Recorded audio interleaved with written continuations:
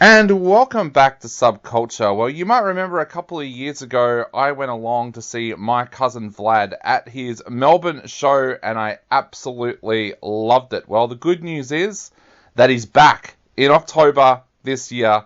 So we thought we would actually get the man himself on the phone right now to chat a little bit about this amazing show coming up in October. Welcome to the program, my cousin Vlad. Yeah, Dave, how are you, bro? I am really, really well. Now, mate, I am so excited about you coming back to Melbourne because I was at your last Melbourne show and, mate, you have so many fans here in Melbourne and that show was amazing. Yeah, thanks, man. Nah, the Melbourne Gladiators are the strongest in the country for sure. Were you expecting that? I was there the show that you did after COVID and it was just one of those magical nights of comedy. Like, did you expect that when you walked out on stage? Where did you come to, by the way? Which one did you come to? I came to the one at the Athenaeum Theatre.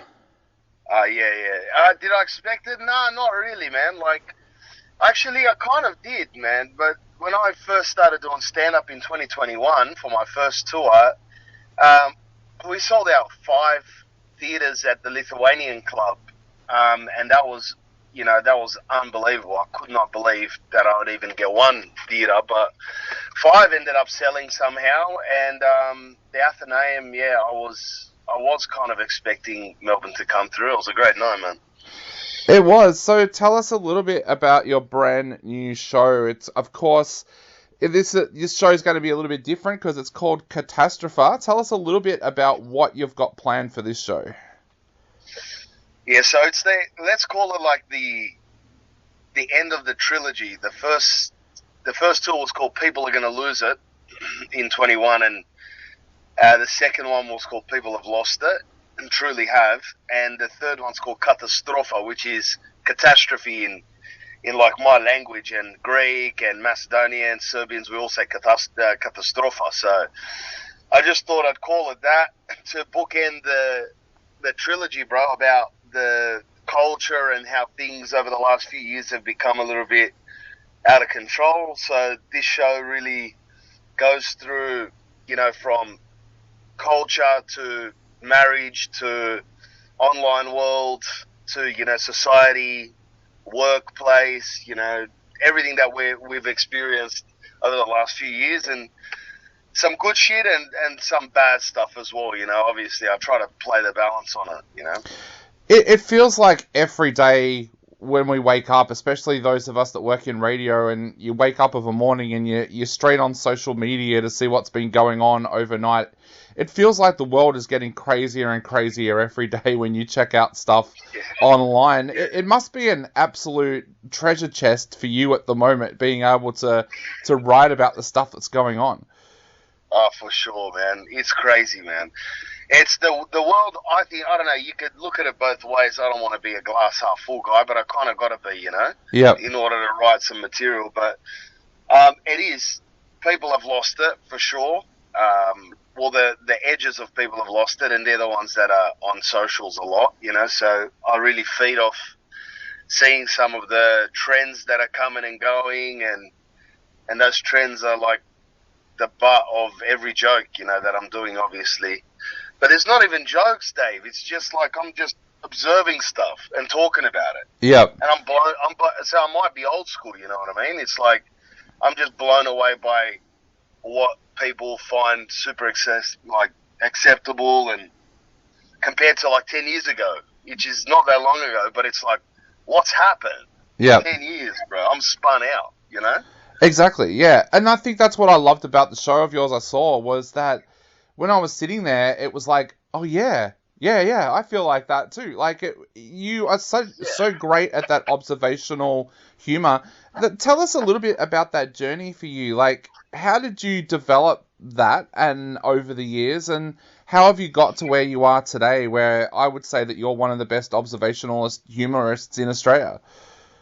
I appreciate it, man. Like, I don't know, I think I heard a comedian, I think Seinfeld or someone once said, like, in order to be a comedian, you've got to be sensitive and critical at the same time. And I think I've got both of those traits. Like, I'm super sensitive, like, not as in I'm going to cry over Titanic, which I did, to be honest. Yep. That is a tough movie to get through without crying. But, like, I'm just critical of stuff. So I look at things and I have an urge to critique it. Like, it's just part of my makeup to go, like, why is that happening like that? Why is this guy with a face tat, now coming to my house at 7 a.m, charging me $400 to change a globe in my fridge? Like, what's going on?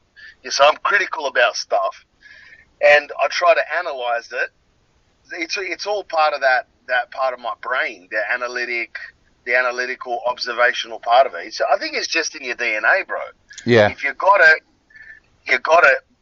But I like talking. I love making people laugh, and I love writing. So everything that's part and parcel with writing comedy, man. Like, if you love writing, which I like writing music, and I like writing comedy. Yep.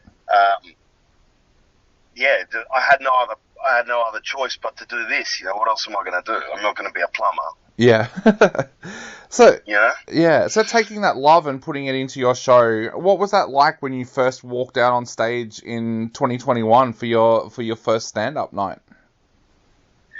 Like, I thought it would make me just more of an egomaniac, to be honest, but I had the opposite kind of effect. I felt like, for the first time in my life, I felt like I had contributed something. I feel like I was worth something to society, because prior to this, it was just me tripping over myself trying to find my way. I always just failing at everything I did.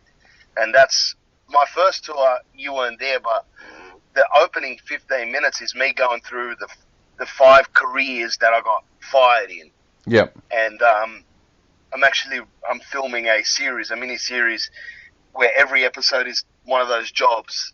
So I always felt really like a failure. I always felt like, why can't I just find my footing in anything, Real estate was the closest one, but even that, my heart was singing out to do something greater. I wanted to connect with people in a real way. I didn't want to, like, talk to people for a means to an end, like chatting to people then so I can sell your house. Yep. Pretending to like their cavoodle. I don't like cavoodles, but I'm pretending so they can sell their house with me. Yep.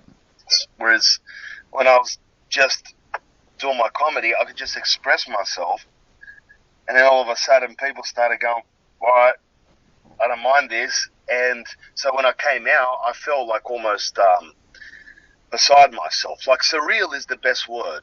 Like, I'd lay in bed after the show and just go, fuck, what just happened? That's incredible that anyone would give a shit. Yep. Yeah. About seeing me.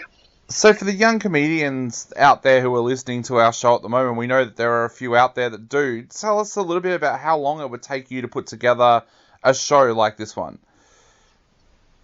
It depends how hard you work, Dave. Like, I don't want to, pat myself on the back, but I work, and I think I know a lot of other comics that I've worked with. They were constantly working, So if you're always writing, you can put together an hour a year comfortably. I think that's kind of like the benchmark, they say. Like, you put about an hour away a year if you work hard. But I got about maybe 5 hours that I'm trying to cut down to an hour for this Melbourne show. Yep. And because I'm not like a club comedian to go and play at clubs every night during the week. I do spots every now and then. And I'm quite busy with little kids, so I kind of just write and then I perform. I just take the leap into what I think is the strongest material, man. But if you just got your notes in your phone or you got a pad or whatever and you're just constantly writing, and you can write like a bit a day. There's always something that you can come up with. You might write 5 a week and one of them's good. So there's a lot of fat. And sometimes I write like, bro, I'll be like, this is the best bit ever. I'll laugh to myself, and then in 2 months' time, I'll read it, and I'll be like, oh, that's shit. Yep. So it's, it needs time to cure a little bit, Definitely. Now, one of the other things that people are going to notice this time around as well is you're at the Palais Theatre. That is one of Melbourne's most iconic theatres. How are you feeling about performing at the Palais? Yeah, man, I've sweaty palms, bro, but I can't wait, man. Like, it's going to be probably the biggest night of my life. Yeah, apart from when I got married. I don't want to tell my missus that, but when I came in, Dave, when I saw the ballet, firstly, I was going to do the Athenaeum, and they were booked out this year, like all the way except for Monday nights, and there's no way that Vlad's going out on a Monday. Yep. So I was like, forget that. Then I tried a couple of other places, and you guys have got shows in every theatre in Melbourne all year, right? It's just packed. And I gave myself a good lead time, but the Palais, someone goes, you should play the Palais, and I checked it out. I go, this looks incredible. And they said, yeah, we've got a Friday for you. So I just jumped on and booked it, paid the money, and then I flew down a couple of weeks later. And when I saw it, I was like, I've got the wrong place. This is Westfield. You know, take me to the Palais Theatre. And the cabbie goes, mate, this is the Palais. It is the biggest thing I'd ever seen in my life. Like, I was like, this is too big. You know, this is for Bon Jovi or fucking Kiss or someone when they're touring, you know? What am I doing here? But, you know, I went in and the staff there, she was like, nah, just go, you know? You'll do all right. And the tickets, they're going really well. So I reckon it'll be full house, but it'll be a packed house, that's for sure. Definitely. And for our listeners... I'm excited, man. For our listeners out there, if you do want to head along and check out my cousin Vlad with this amazing new show on October the 13th, we've got a ticket link up on our website, so make sure you jump onto our website and book your tickets. Mate, for anyone out there that hasn't got tickets at the moment, what would you like to say to them? Like, what will get them to your show? Bro, like, if your life is a catastrophe, and I'm going to roll the dice on it might be, come to the show, and let's see if we can rectify it and get you back in immaculate status. So go to mycousinvlad.com. That's where all the tickets are. Even if you're in another city, there's tickets there. If you want to fly up or whatever, if you're in another town, and I'm there. But just come along and have a look at some world-class strategies and have a laugh, bro.